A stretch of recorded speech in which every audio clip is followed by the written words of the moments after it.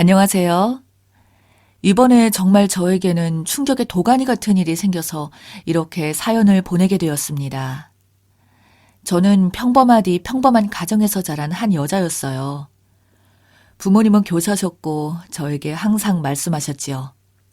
수진아, 수진이 너는 항상 정직해야 한다. 엄마가 부탁할 게 딱 두 가지야. 정직하고 양심 있게 사는 거. 그리고 되도록 거짓말은 치지 말고 솔직할 것. 알겠어, 엄마.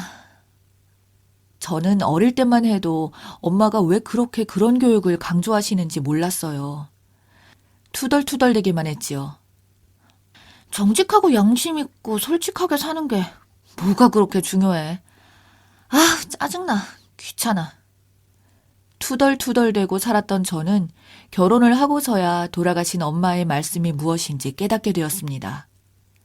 엄마는 저에게 인생의 지혜를 알려주신 거였어요. 정직해야 하는 이유는 내가 정직하게 행동하면 남들도 나에게 정직하게 행동할 것이고, 양심 있게 행동하면 마음에 가책이 없을 것이고, 솔직하게 살면 가짜의 나로 살지 않아도 된다는 말이었지요. 저와 결혼을 한 남자는 굉장히 부유한 집안의 남자였어요. 그래서 그 남자는 저를 만날 때마다 수진 씨, 제가 수진 씨 주려고 초콜릿 청담동에서 10만 원 넘는 거 사왔어요. 수진 씨는 이런 초콜릿 받을 가치가 있는 사람이니까 그래서 내가 이렇게 큰 돈을 써서 사온 거예요. 그리고 수진 씨, 이 달콤한 초콜릿 먹으면서 하루 행복하게 보내세요. 고마워요, 오빠. 어떻게 이렇게 비싸고 달콤한 초콜릿을 사오셨어요? 정말 감동이에요. 저는 저에게 늘 특별한 사람이라는 기분을 느껴주게 만드는 오빠가 참으로 좋았습니다. 뭐랄까요? 여태까지 사귀었던 그 어떤 남자들도 저에게 공주라는 느낌을 주는 사람은 단 한 명도 없었거든요. 그래서 그 사람에게 제가 더 빠졌었던 것 같아요. 그 사람의 속내를 모르고요. 매번 친구들은 너 어디서 이렇게 실한 놈을 잘 물어왔냐? 너 진짜 부럽다. 나도 너처럼 그렇게 괜찮은 남자 만나고 싶다. 그런 남자 어디서 만나기 쉽지 않아. 이제 너의 손바닥 안에 들어왔으니까 꽉 잡아야 한다. 알겠지? 그러냐? 그렇게 이런 남자 만나기 힘들어? 그래. 너 남자친구 엄청 잘 살고 돈도 너한테 많이 쓴다며? 요즘 남자애들은 지 손해보는 거 다 따지고 돈 아끼려고 엄청 노력해. 너 모르는구나? 저는 친구들의 말을 듣고 뭐야? 아직 결혼할 생각 없는데. 진지하게 고려를 해봐야 하나? 어떻게 하지? 나는 아직 남자를 잘 모르고 사람 여러 명 만나보고 결정하고 싶은데. 이런 생각을 한 저는 얼마 지나지 않아 그 남자에게 청혼을 받았지요. 수진 씨, 사실 내가 나이도 좀 있고 해서 결혼이 간절하거든요. 시기를 놓치면 영영 결혼 못할 것 같아서 이렇게 간절한 마음으로 제가 고백해봐요. 수진 씨, 정말로 좋은 사람이란 거 나 잘 알아요. 그래서 수진 씨랑 교제하는 내내 행복했고 이 행복을 평생 느끼고 싶어요. 수진 씨라는 사람, 이 세상에 흔하지 않은 사람이라는 거, 진국이라는 거 내가 잘 아니까. 저는 남친의 그 말을 듣고 마음을 빼앗겨 버린 거지요. 제가 중요하고 특별한 사람이라고 느끼게 해주는 남자와 꼭 결혼을 해야겠다라고 생각을 했는데 그 남자가 그때 당시 저에게 그런 남자였습니다. 그래요, 오빠. 나도 사실 오빠와의 결혼에 대해서 아주 오랜 시간 고민했었는데 나도 오빠 같은 사람을 만나기 힘들 거라는 생각이 들었어요. 오빠는 나를 특별한 사람으로 만들어줘요. 오빠 고마워요. 우리 결혼해요. 청혼을 받은 저는 결국 오빠와 결혼을 하게 된 거고 그게 제 인생의 터닝 포인트가 될 줄은 정말로 꿈에도 몰랐습니다. 결혼 전 슬퍼서 운 적이 단 한 번도 없었던 제가 결혼 후 땅을 치며 대성통곡을 하고 또 기쁜 일에도 그냥 잔잔한 미소만 지을 줄 알았던 제가 결혼 후 사소한 기쁨에 온 마음이 날아갈 듯 행복하게 작은 거에 감사함을 느끼는 사람이 될 줄은 몰랐네요. 결혼 후 남편이 제게 보인 모습이 모두 거짓말이라는 것을 알았습니다. 엄마가 저에게 평생 가르친 신념들이 저만 지켰던 것이었고 그 남자는 저에게 잘 보이기 위해서 자기가 그런 사람인 양 포장을 한 거였어요. 정직하고 양심적이고 솔직한 사람을 연기로 꾸며낼 수 있다는 것을 저는 그때 처음으로 알았습니다. 그 남자는 저에게 보인 모든 것들이 거짓말이었어요. 부잣집처럼 돈을 펑펑 쓰던 그 남자는 알고 보니 개인 사업을 하면서 받은 대출금과 주변 투자금을 자기 돈인 양 불려서 저에게 거짓말을 친 거였습니다. 결혼하고 나서 처음에 남편이 시댁에 제가 가는 것을 굉장히 불편해하더라고요.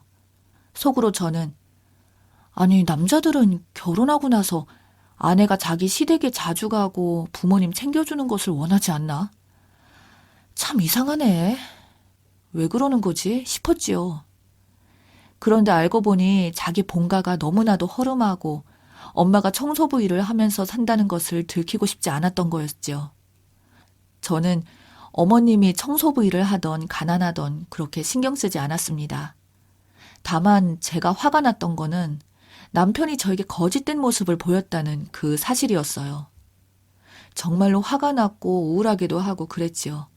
저는 남편에게 자기야, 나는 자기가 거짓말도 안 치고 양심적이고 정직하고 솔직한 사람인 줄 알았어. 그동안 연애 때 자기가 내게 보인 모습은 전부 거짓말이야? 본가가 뭐 20억 아파트에 있고 자기 연봉이 억대가 넘어간다는 것은 물론이고 당신 미래가 보장된 사람이라며. 나 당신이 돈 없어도 좋아. 대신 내게 거짓말만 안 쳤으면 좋겠어. 남편은 수많은 고민과 고뇌 끝에 결국 저에게 말을 하더라고요. 미안해 자기야. 내가 당신이라는 여자를 꼭 잡고 싶었고 당신을 잡지 않으면 내가 뼈저리게 후회할 것 같았어. 그래서 어떻게든 나란 사람을 포장해서 당신이랑 만나고 싶었고 그 욕심이 과해서 내가 사소한 거짓말들, 자잘한 거짓말들을 당신에게 수도 없이 많이 한 것 같아. 나 정말로 이제는 당신에게 속이지 않을게. 이런 나를 이해해준다면 더할 나위 없이 고마울 것 같아, 여보. 저는 솔직히 배신감도 느껴졌지만 마지막에 솔직하게 저에게 마음을 털어놓고 모든 것을 말하는 제 남편이 고맙기도 하고 측은하게 느껴져서 용서하기로 생각을 했어요. 용서를 해야지 결혼한 지 얼마 안 된 제가 마음을 다잡고 행복하게 결혼 생활을 할 수 있을 거라고 생각을 했거든요. 그리고 사실 바람을 핀 것도 아니고 저에게 잘 보이려고 그런 거짓말들을 했다고 하니 제가 거기서 뭐 더 말할 것이 없었습니다. 그렇게 저와 남편은 약간의 오해와 실망을 다시 풀어 헤쳐서 해결한 후 행복한 결혼 생활을 하고 있었어요. 그 사건이 벌어지기 전까지는요. 어머님은 굉장히 인자하고 따뜻한 사람이었어요. 매일 저에게 우리 며느리 시모가 해줄 수 있는 게 없어서 늘 마음이 미안하네. 우리 아들이 참 여러모로 부족한 아이인데 마음이 넓은 며느리가 우리 아들까지 품어주고 나는 참 우리 며느리에게 고마운 마음뿐이야. 내가 며느리에게 더 바랄 것은 없고 그저 우리 며느리가 근심 걱정 없이 행복하고 찬란한 인생을 늘 살기만을 바랄 뿐이란다. 사랑한다. 언제나 나는 너를 응원하고 너의 건강과 삶이 안녕하기를 바라는 사람이란다. 며느리 너가 힘들 때마다 나에게 기대거나 해도 좋아. 나는 우리 며느리, 사랑받을 자격이 있는 우리 며느리를 아낌없이 품어주고 사랑해줄 마음이 있으니. 저는 어머님의 이런 따뜻한 말 한마디들이 담긴 전화가 너무나 좋았어요. 사실 제가 엄마가 돌아가시기 전에는 엄마와 굉장히 친하게 지내고 항상 고민들을 엄마에게 털어놓았는데 엄마가 돌아가신 이후로는 그럴 시간이 별로 없었거든요. 그래서 항상 마음이 무거웠고 그랬는데 어머님이 저에게 친정엄마의 역할을 해주시려고 하고 저에게 사랑을 주시니 저는 더할 나위 없이 행복하고 좋았습니다. 이게 바로 사랑이구나. 조건 없는 사랑이구나를 느꼈어요. 그런데 문제는 어머님의 아들인 제 남편은 어머님과 성격이 완전 딴판이었어요. 그때 남편은 작은 사업을 하고 있었거든요. 스타트업 기업을 하고 있어서 투자를 받은 게 굉장히 중요했고, 그래서 접대도 많고 항상 술집에 불려가는 일도 비일비재했어요. 그런데 아무리 그래도 새벽 2시 전에는 들어와야 하잖아요. 적어도 12시에는 들어오면 좋겠지만 사람 일이란 게 그렇게 뜻대로 되는 것은 아니기 때문에 저는 남편이 새벽 2시 전에는 들어왔으면 좋겠다라고 생각을 했거든요.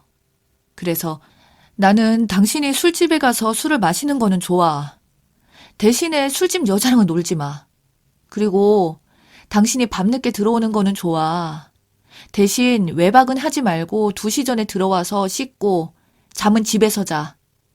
이렇게 딱 조건을 걸어 놓았는데도 남편은 제 말을 지킨 적이 단 한 번도 없었습니다.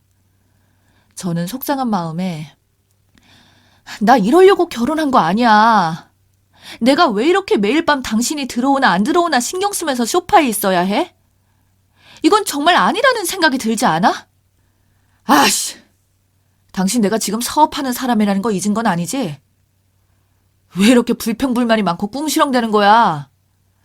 조금만 있으면 내가 투자만 받으면 진짜로 떼돈을 벌 수 있다고. 대체 당신은 왜 그러는 건데? 뭐가 문제인데 그래 진짜? 저는 남편의 적반하장 태도가 너무나도 어이가 없고 마음에 안 들었습니다. 오히려 집에 일찍 들어오라고 하는 저를 이상한 사람 취급하고 집착하는 사람 취급하는 게 저는 속상하고 자존심이 무너졌어요. 매일 저를 구박하는 남편이 저는 너무나도 싫었지요. 그러다가 사건이 터지게 된 거였어요. 남편이 무리해서 사업을 크게 벌이다가 완전히 쫄딱 망해버린 겁니다. 아직도 그날을 생각하면 정신이 아득하지요. 갑자기 남편이 아이씨, 어떡하면 좋아. 소리를 지르면서 집에 온 거였어요. 너무 놀란 저는 당신 왜 그러는데? 왜 갑자기 소리를 질러? 하면서 남편을 바라보았고 남편은 내가 인도에 수출한 게 다 물거품이 되어버렸어. 중간 유통업자 놈이 내 물건을 빼돌리고 인도 쪽에서 내게 주라는 대금을 홀라당 가져간 거야.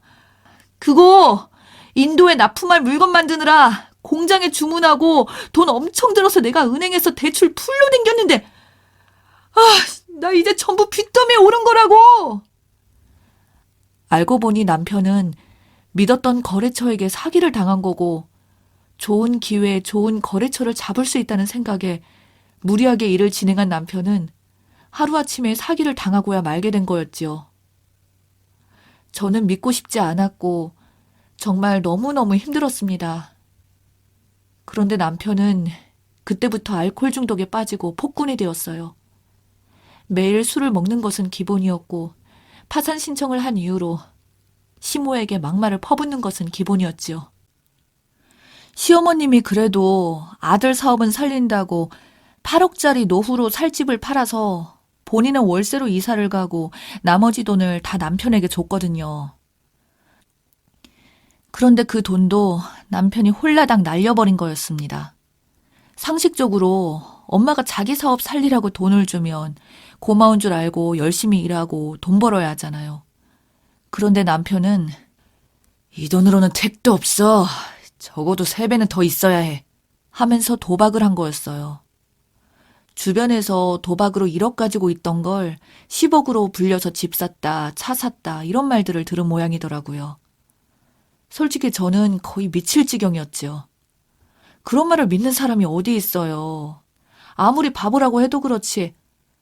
그렇게 남편은 어머님이 집 팔아서 마련한 돈을 훌라당 날려버리고 사업은 파산하게 되었고 몸은 알코올 중독에 빠져서 거의 페류나처럼 살았습니다. 하루는 어머님이 저에게 전화가 온 거였어요. 며느리야, 살려줘! 라는 말을 남긴 채 뚝 끊었는데 저는 이게 무슨 일인지 모르겠어서 어안이 벙벙한 상태였습니다. 왜 그런 거지? 뭐지? 싶었던 저는 바로 어머님 댁에 달려갔고 거기서 술에 취한 남편이 아이씨! 내 친구들은 다 금수저 집안이라서 사업 망해도 부모님한테 다시 지원받고 보란 듯이 재기하는데 나는 뭐야?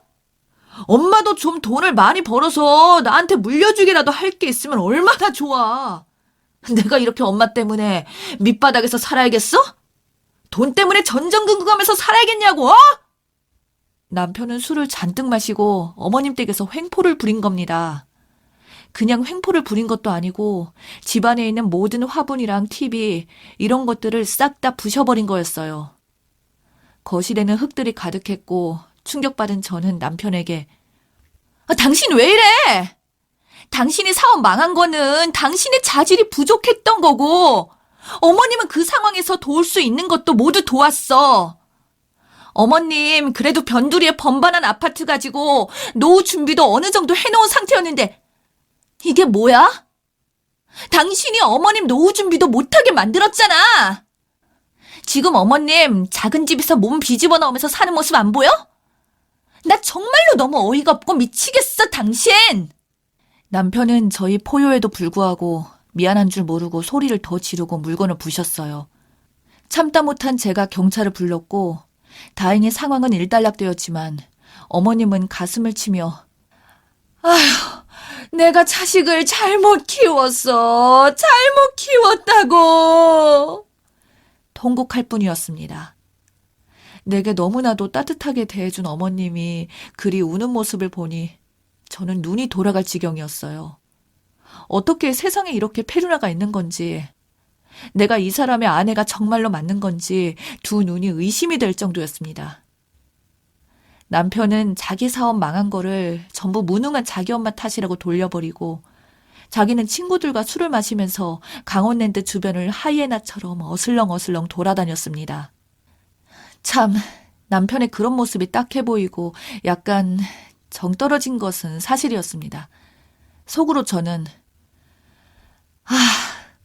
빨리 남편이랑 이혼하고 싶다. 그런데 어머님이 불쌍해. 일단 내가 버틸 수 있는 데까지 버텨보자 라고 생각했습니다. 그렇게 폭군인 남편을 외면한 채 어머님만을 바라보며 결혼 생활을 버티던 내게 너무나도 힘들고 슬픈 소식이 찾아왔습니다. 어머님이 췌장암 말기라는 소식이었어요.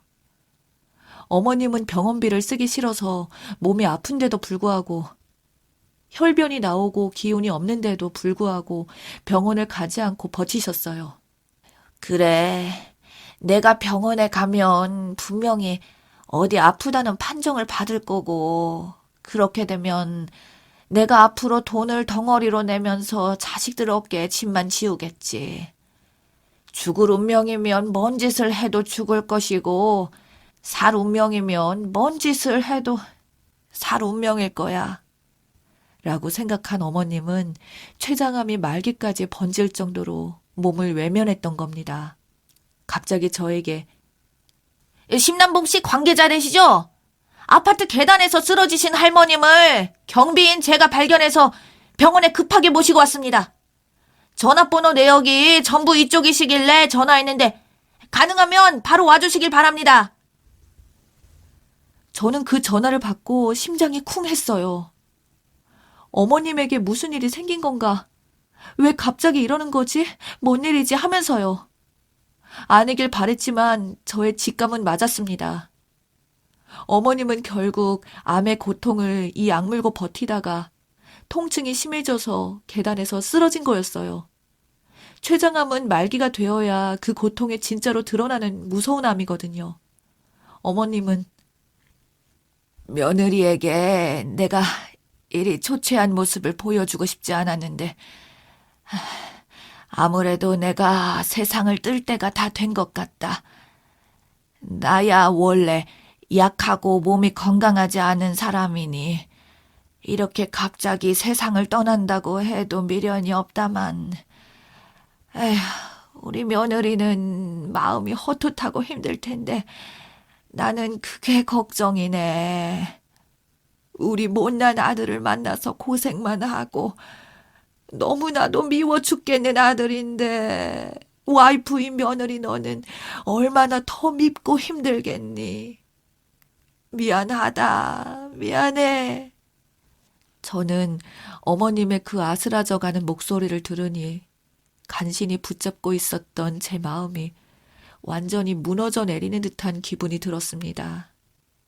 의사는 어머님이 병원을 너무 늦게 오셔서 사실상 저희 의료진이 해줄 수 있는 것은 거의 없습니다.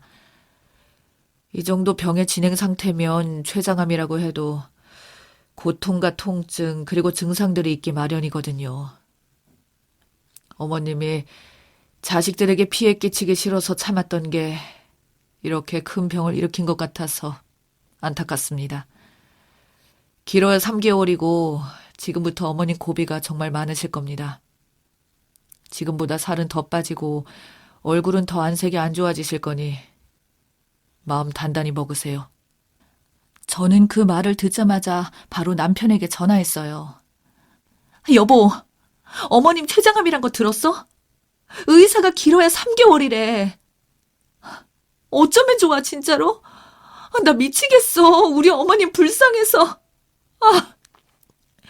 마음이 찢어진다고, 정말로. 빨리 당신 병원에 와. 그리고 어머님한테 당신이 여태까지 저지른 짓, 횡포하고 소리 지른 모든 것들 사과해. 안 그러면 어머님 돌아가시고 나서 당신 뼈저리게 후회할 수도 있어. 아씨, 내가 엄마한테 왜 미안하다고 말해. 그 노인네, 노망나서 나한테 사업 알아서 하라고 방치해둔 노인네, 죽던 말던 관심도 없어. 당신이 챙기던가 말던가 해, 알았어? 그리고 나 사람들이랑 술 마시고 있으니까 내게 연락하지 마. 라고 하더라고요. 와, 정말 무슨 지 엄마가 암에 걸려서 시한부라고 하는데 이렇게 무심하고 싸가지 없이 전화 받고 끊는 자식이 있는 건지 저는 도무지 이해가 안 되었습니다. 화가 나기도 하고 속이 터지기도 했어요. 너무나도 어머님이 불쌍하다고 느껴진 저는 하던 일도 잠시 그만두고 병간호를 하기 시작했습니다. 어머님, 속상한 일은 기억하지 마시고 좋고 행복한 일, 찬란하게 웃었던 기억들만 가져가세요. 그리고 어머님 덕분에 힘들고 연약한 제가 살아갈 수 있었고 또 행복을 느꼈어요. 어머님은 생전 누군가에게 사랑을 나누어 줄 수 있고 따뜻한 마음 한 움큼을 기꺼이 내줄 줄 아는 그런 사람이었어요. 그러니 어머님은 훌륭한 사람이니까 자책하지 말아요. 에고, 우리 며느리밖에 없구나. 자식도 버린 나를, 우리 며느리만이 나를 챙기는구나. 내가 한스러워서 정말 우리 며느리에게 너무 미안하기도 하고. 며느리야, 고맙다. 그리고 내가 이 은혜는 잊지 않을게. 라고 하시더라고요. 1주일, 2주일이 지날수록 어머님은 상태가 악화되고 마약성 진통제 약이 없으면 아예 버티지 못할 정도로 상태가 안 좋으셨어요. 점점 얼굴은 흑빛으로 변해갔고 저는 그런 어머님의 모습을 볼 때마다 마음이 미어졌습니다. 그러다 의료진이 오늘이 고비일 거고 오늘을 버텨도 내일까지일 겁니다. 모든 가족들을 불러서 어머님 인종을 지켜야 할 것 같다고 말해주세요. 라는 말을 하길래 저는 바로 남편에게 전화했습니다. 당신, 어머님 오늘이 고비래. 지금이라도 와서 용서를 빌고 빨리 와서 사죄해. 그리고 마지막 순간을 지키라고. 내가 말했지? 그딴 노인네 인종 안 지킨다고. 나한테 돈도 안 주고 내 인생 망하게 한 사람 마지막을 내가 왜 봐? 엄마가 금수저라서 나에게 증여할 게 있으면 내가 가서 보겠지. 그런데 나 지금 내가 흙수저라서 빨리 돈 이거 벌어야 하거든? 화투로 지금 거의 다 이겨가니까 끊어! 라고 하더라고요. 와, 남편은 도박에 중독이 되어서 사리분별을 못하고 있는 상황이었습니다. 아무리 생각해도 아무리 이성적으로 이해를 하려고 해도 저는 도저히 이해가 되지 않았어요. 천륜을 저버리고 눈앞에 있는 돈만 쫓는 남편이 정말로 한심해 보였습니다.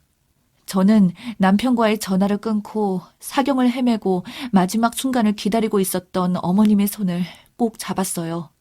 어머님, 아무 걱정 마시고 편안하게 잠드세요. 평생 자식만을 바라보면서 살았던 어머님. 매번 고비도 많으시고 힘드시고 다 포기하고 싶을 때도 많았을 텐데 책임감 하나로 지금까지 많은 것을 일구었던 것이 저에게는 정말로 존경스러워요, 어머님. 그동안 고생 정말 많으셨습니다. 감사합니다. 삐삐삐 소리와 함께 어머님은 숨을 거두셨고 자식들 한 명 없이 오직 며느리만이 임종을 쓸쓸하게 지키는 이 상황에 저는 너무 슬퍼서 가슴을 쇄골이 부서져라 쳤던 것 같아요. 너무 슬프고 화가 나기도 하고 어머님이 불쌍해서요. 쓸쓸하게 삶을 마친 어머님이 너무 안타까워서요.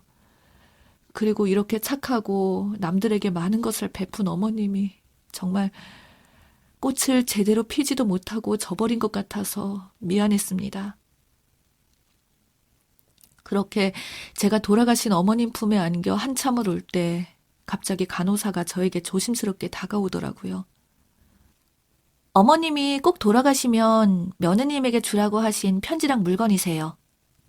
이게 뭐죠? 저희 어머님이 이런 거를 전달해달라고 했다고요? 저는 간호사에게 받은 물건을 찬찬히 살펴보았어요. 편지에는 우리 며느리, 참 착한 며느리. 내가 마약성 진통제를 맞고 정신을 잃기 전에 한자 한자 이렇게 써내려간다. 뼈 마디마디 사이사이 틈도 없이 파고드는 이 고통이 내게는 여전히 적응이 안 되지만 며느리 너에게 남길 편지를 생각하니 그 고통도 나의 이 기쁨을 누르지는 못하는구나. 며느리야, 참 고맙다. 내게 와주어서 참 고마워.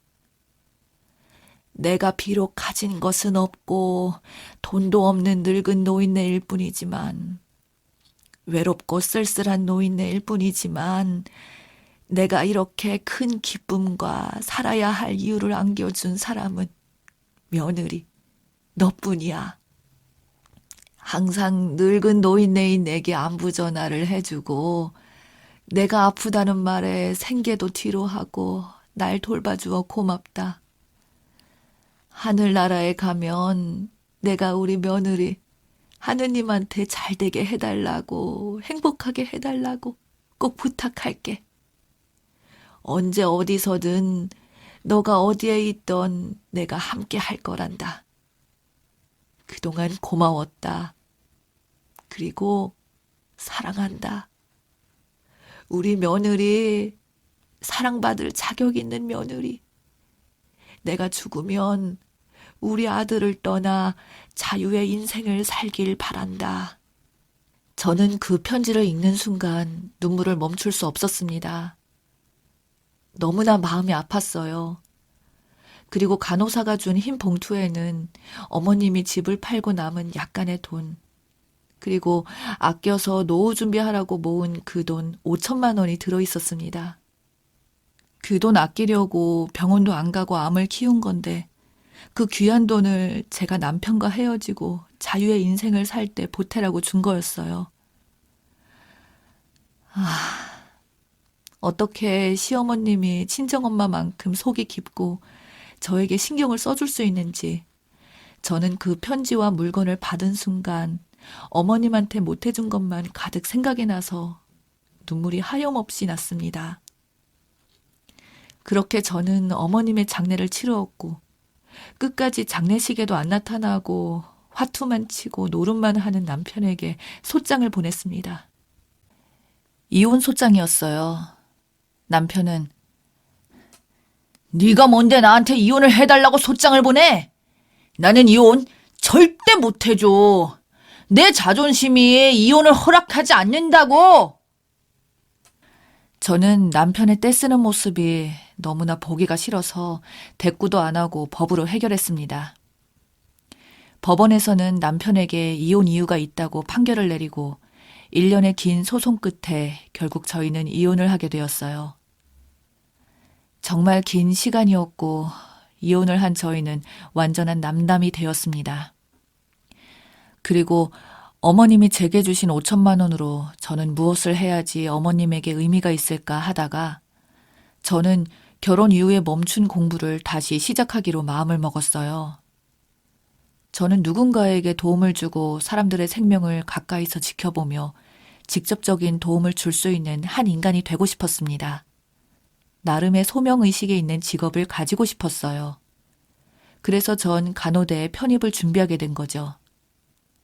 1년간의 공부 끝에 학사로 간호대에 들어가게 되었고 저는 거기서 늦었지만 저 나름 부단히 열심히 노력을 해서 간호사 자격증을 따고 대학병원에 들어가게 되었습니다.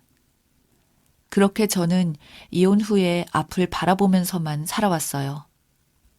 딱 그 사건이 생긴 지 9년 정도 공부하고 간호사로 일을 하니까 뭐라고 말을 해야 할까요?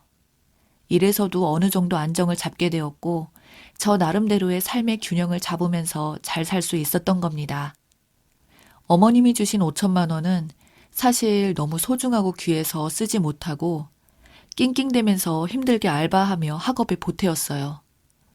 바쁜 삶과 전쟁 같은 현실에 이혼의 아픔도 무뎌지고 어머님을 향한 그리움도 시간이라는 바람에 옅어지고 있을 때쯤 저에게 한 사건이 벌어지고 만 겁니다. 저희 병원에 췌장암이 걸린 한 할머니가 입원을 하셨어요. 그 할머니는 췌장암 말기에 걸려서 온몸이 부서질 듯이 아프고 하루하루 자기 자신이 죽어가는 게 느껴질 정도로 고통스러우실 텐데도 불구하고 침착함을 유지하시더라고요. 저는 이제 간호사고 환자분 마음을 헤아리고 친절하게 대하는 것도 저희 업무 중 하나라고 생각해서 많이 힘드시죠? 자식분들이 그래도 찾아와서 어머님 곁에서 손잡아주고 응원해주면 좋을 텐데요. 이럴 때 기댈 수 있는 게 가족밖에 없지요. 에이구, 나는 자식들이 내가 가난하다고 가진 게 없다고 다들 미국으로 가버리고 결혼하고 연락도 없고 그래야지. 아빠가 중간에 증여를 다 해버렸다고 이제는 내게 돈 나올 구멍이 없다고 해서 나한테 연락 안 한 지도 벌써 10년이야. 이제는 늙어버린 내가 자식한테 기대는 것도 민폐인 것 같고 그냥 조용히 죽어야지. 저는 순간 저희 어머님 생각이 들었습니다. 어머님도 이렇게 쓸쓸하고 외로우셨겠다라고요. 저는 그때부터 그 환자에게 더 신경을 써주기 시작했어요. 어머님, 자식들이 어머님을 안 찾아오고 어머님을 돈줄로만 봐도 그거는 어머님 잘못이 아닌 거 잘 아시죠? 저희 시어머님도 어머님이랑 똑같이 췌장암 걸리고 자식들한테 버려졌었거든요. 그런데 그래도 잘 이겨내시고 긍정적으로 생각하시다가 웃으면서 잠드셨어요.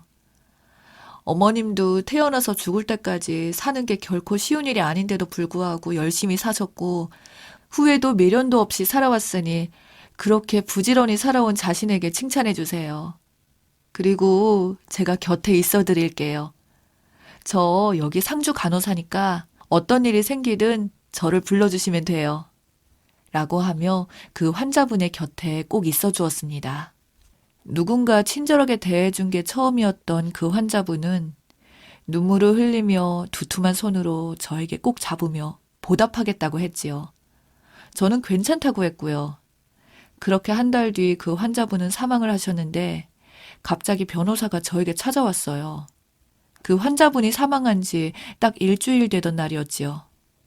안녕하세요. 광나로펌 대표 변호사 최밀입니다.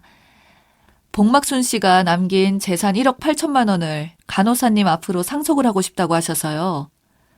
저희가 가족이 아닌 타인에게 재산을 물려줄 때 나오는 세금이랑 법적 신고 절차 관련해서 도와드리기로 해서 찾아왔습니다.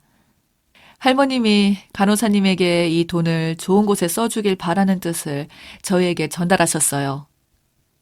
저는 너무 깜짝 놀랐습니다. 알고 보니 그 환자분은 남은 재산을 자식들에게 주기보다는 저에게 자식보다 더 살갑게 대해준 저에게 주는 것이 자신의 삶에 도움이 된다고 생각하고 변호사에게 말해서 저에게 돈을 준 겁니다. 그 말을 들은 저는 정말로 깜짝 놀라게 되었고 갑작스럽게 돈이 생긴 전 어떻게 해야 할지 몰랐어요. 그러다가 딱 생각이 들었지요. 시어머님이 내게 남겨주신 돈 5천과 환자분이 내게 준 1억 8천만 원을 모아서 췌장암으로 힘든 노인분들, 가족이 없거나 가족들에게 버림받은 노인분들이 무사히 치료를 잘 받을 수 있게 조기 치료를 받을 수 있게 기부해야겠다라고 생각이 들었습니다. 그래서 저는 암센터 대학병원의 환자분과 어머님의 이름을 함께 적어서 기부를 하게 되었었어요. 그리고 그 이후 저희의 돈이 분산되어 많은 사람들에게 생명의 씨앗이 되어주었다는 병원 측의 감사 편지가 도착하게 되었고, 저희의 기부를 받은 많은 분들이 저에게 감사를 표하고 싶다고 말하여 저는 요 근래 편지 몇 통을 받았네요. 시어머님이 제게 건네주신 그 따뜻한 마음이 제가 생면부지 얼굴도 처음 본 사람에게 사랑을 건네게 한 계기가 되었고, 그 사랑을 받아 마음이 풍족해진 제가 또다시 다른 사람에게 사랑과 관심을 주게 된 선순환이 발생하게 되었네요. 그래서 정말 힘들지만 고독하지만 행복한 간호사 생활을 할 수 있었고, 지금은 많은 사람들에게 감사의 편지를 받는 의미 있는 인생을 살 수 있게 된 사람이 되었습니다. 얼마나 하루하루 감사하고 행복한지 몰라요. 이게 인생이구나. 이렇게 베풀고 내리사랑하는 게 삶의 참 의미이구나 라는 것을 알았습니다. 이혼 후 헤매이던 저에게 어머님의 지혜를 알려주시고 저는 그 지혜를 가지고 인생이 완전히 역전된 것 같이 행복한 삶을 살고 있습니다. 그리고 결국 전 남편은 도박과 알코올 중독에 찌들어서 뇌출혈이와 지방병원에서 쓸쓸히 사망했다고 하네요. 돈돈거리고 진짜 삶의 의미가 뭔지 잘 몰랐던 남편은 말년을 힘들게 보냈고, 저는 어머님이 알려주신 삶의 참 의미를 깨닫고 지금 행복하게 잘 살고 있네요. 돈 많고 남들 위에 서야지만 인생 역전이 아니라 이렇게 마음이 풍족하고 사람들과도 많은 유대감을 맺는 게 진짜 진정한 인생 역전인 것 같습니다. 그래서 저는 하루하루 살면 살수록 정말 나는 성공한 인생을 살았나, 그리고 앞으로도 성공한 인생을 살 수 있을 것 같다 라는 생각을 하고 있습니다. 요 며칠 전 기부를 받아서 감사의 인사를 전해주신 사람들의 이야기를 듣다가 문득 사연을 제보하고 싶어서 이렇게 제보하게 되었네요. 그럼 저의 이야기를 끝까지 들어주셔서 감사합니다.